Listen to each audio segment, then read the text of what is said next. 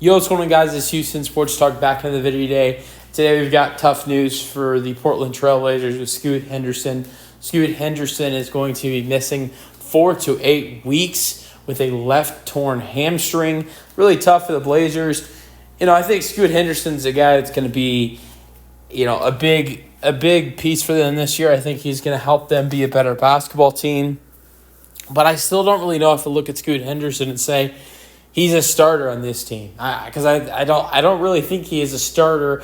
If this Portland Trailblazers team is fully healthy, game one, which doesn't seem like they are going to be with Scoot Henderson being out, but with all their other players, I just don't see Henderson being a starter right away.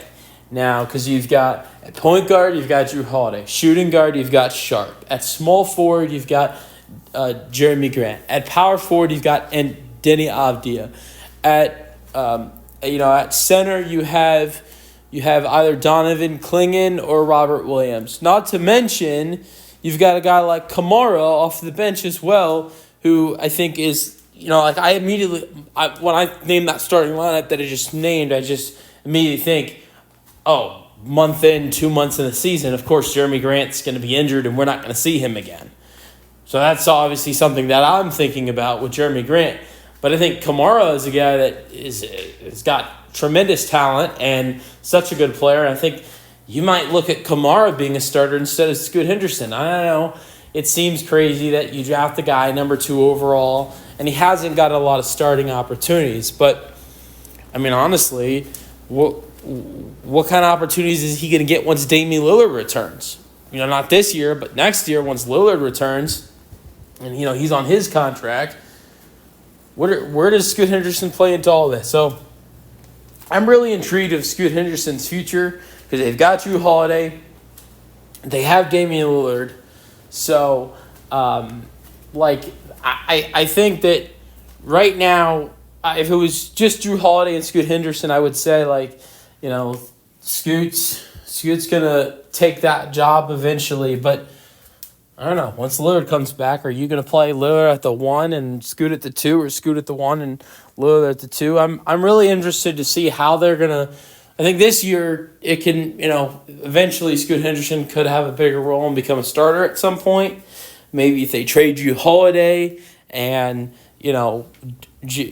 potentially Grant's injured, and then you've got Kamara and both Henderson in the lineup. That's just throwing that out there. But what happens in the 2026-27 season when Damian Lillard is healthy again? That's the thing I'm thinking about.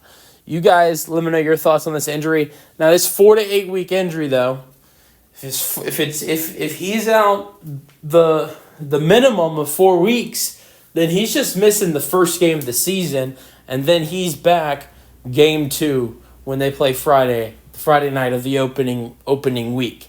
Now, here's where it gets crazier. If he misses 8 weeks, though, the full 8 weeks, he's out 15 games. So he could miss up to 15 games. It seems like it's in the range of it's a hard range, but it's in the range of games that he could miss 1 to 15. Now, let's see how he recovers from this injury. If he's recovering fast, he might just miss 1 game and be back 4 weeks from the injury and be back on Portland's second game of the season. But if it takes a minute and maybe they decide, we want you to wait the full 8 weeks, then he could miss the first 10 to 15 games of the season.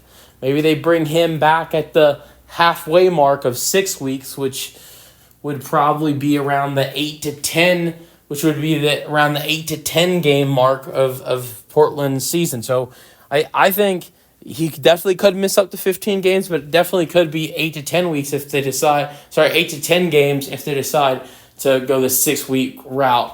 Since this is a 4 to 8 week injury, you guys let me know your thoughts on the injury in the comment section, and peace out.